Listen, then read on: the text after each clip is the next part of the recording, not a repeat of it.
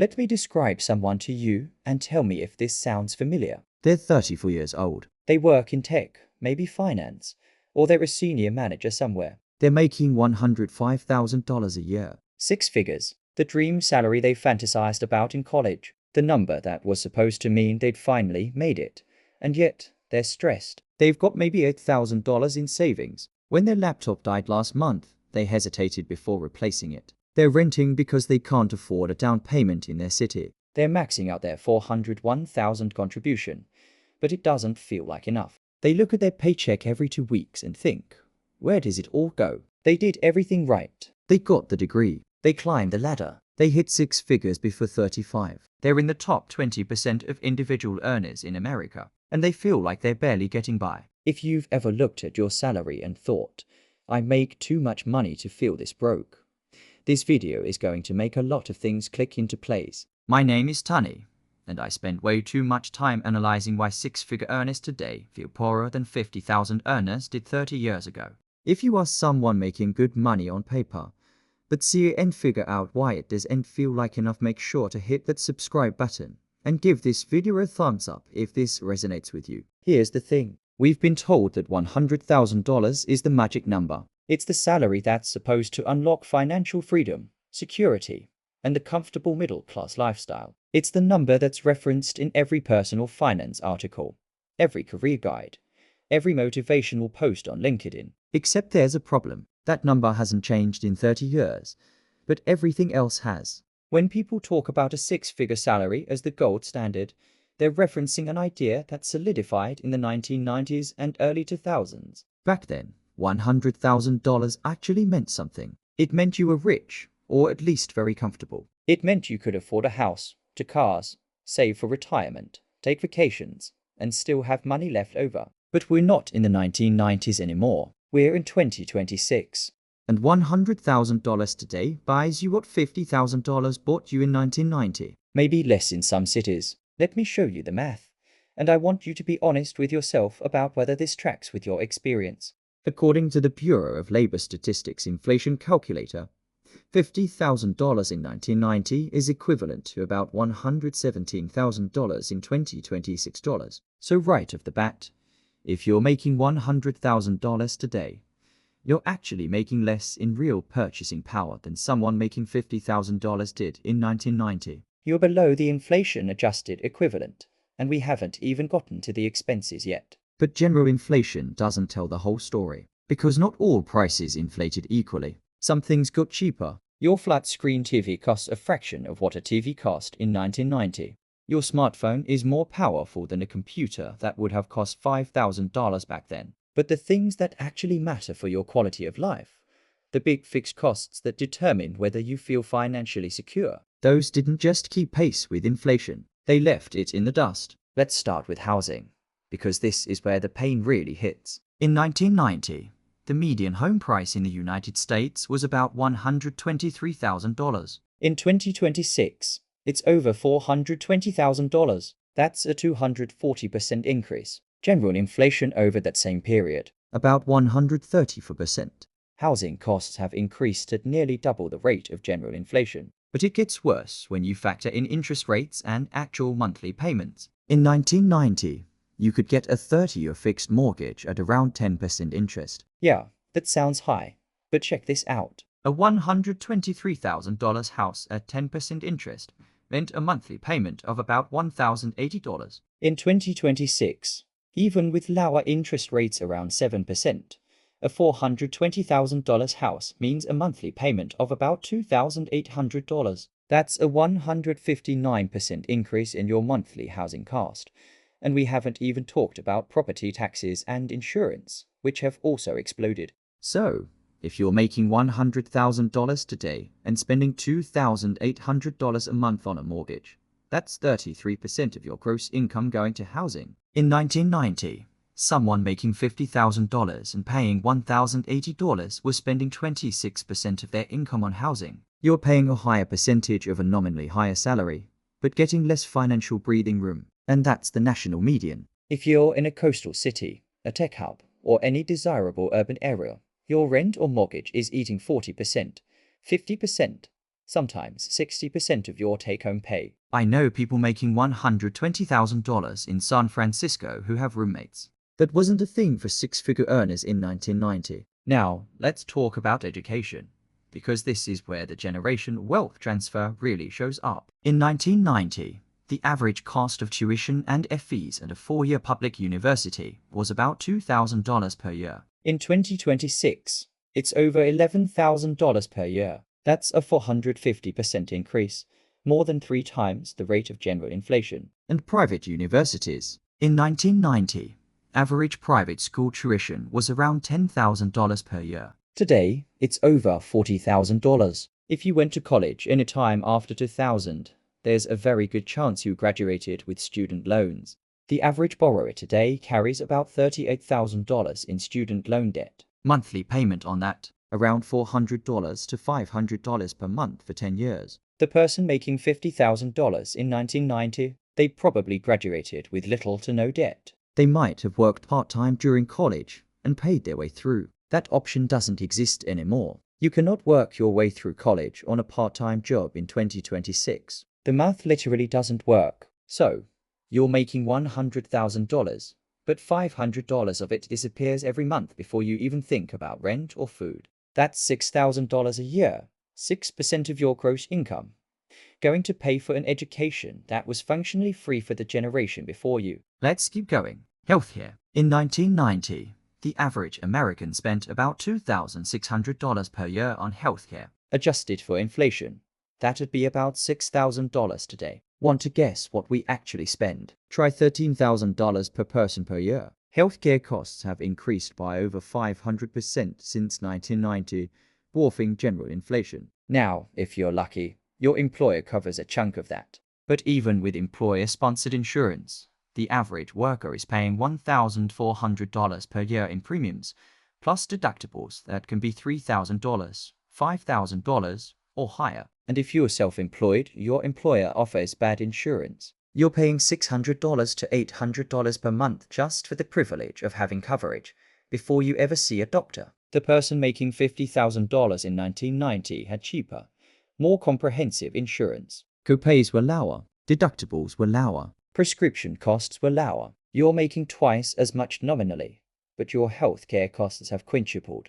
Now, let's talk about the expenses that didn't even exist in 1990, or barely existed, but are now functionally mandatory. Internet and phone service. In 1990, you had a landline, maybe $30 a month. Today, you need high-speed internet for work, $70 a month. You need a smartphone, $80 to $100 a month for a decent plan. That's $150 to $170 a month, nearly $2,000 a year. For connectivity that's required just to participate in modern work and life. Subscriptions, streaming services, software, cloud storage, professional memberships. In 1990, you bought something once. Today, everything is a subscription.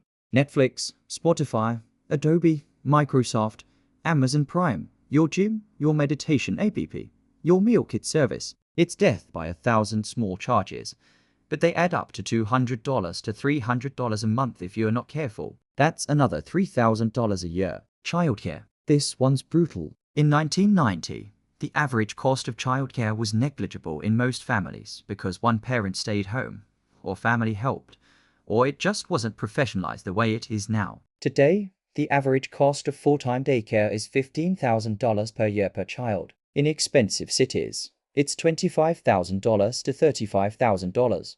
That's more than college tuition at a public university. If you're making $100,000 and you have 2 kids in daycare, you're spending $30,000 to $50,000 just so you can go to work. Your effective income is now $50,000 to $70,000, except you're still getting taxed on the full $100,000. And here's the kicker. All these increases, housing, education, healthcare, childcare, these aren't luxury expenses. These are the baseline costs of participating in middle-class life. You're not buying a yacht. You're not flying first class. You're paying for a place to live, health insurance, and the ability to work. So let's do the math on what actually happens to that $100,000 salary. $100,000 gross income. Effective tax rate with federal, state, and payroll taxes. About 25% to 30%, depending on where you live. Let's call it 27%.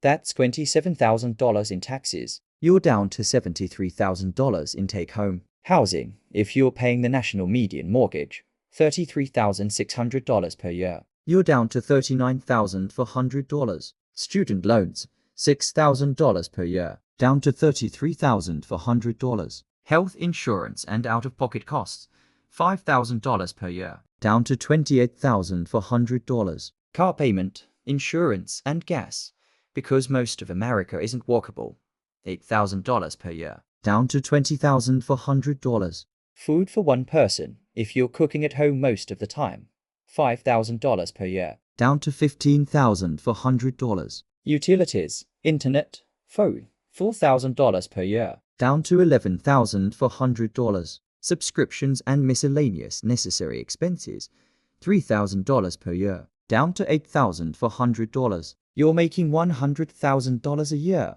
and after covering just the basics, no vacations, no retirement contributions beyond the minimum, no emergency fund building, no entertainment, no dining out, you've got $8,400 left. That's $700 a month. One unexpected car repair, one medical emergency, one job loss, and you're wiped out. The person making $50,000 in 1990 had more margin than you do, making $100,000 in 2024. They weren't rich, but they had breathing room. They could save. They could absorb a shock. They had financial flexibility. You don't. And here's the psychological trap that makes this even worse. Because you're making six figures, because you're in the top 20% of earners, you feel like you should be doing well. Society tells you that you are doing well. Your LinkedIn feed is full of people celebrating six-figure job offers like they've won the lottery. So when you're stressed about money, when you can't afford a down payment, when you're living paycheck to paycheck,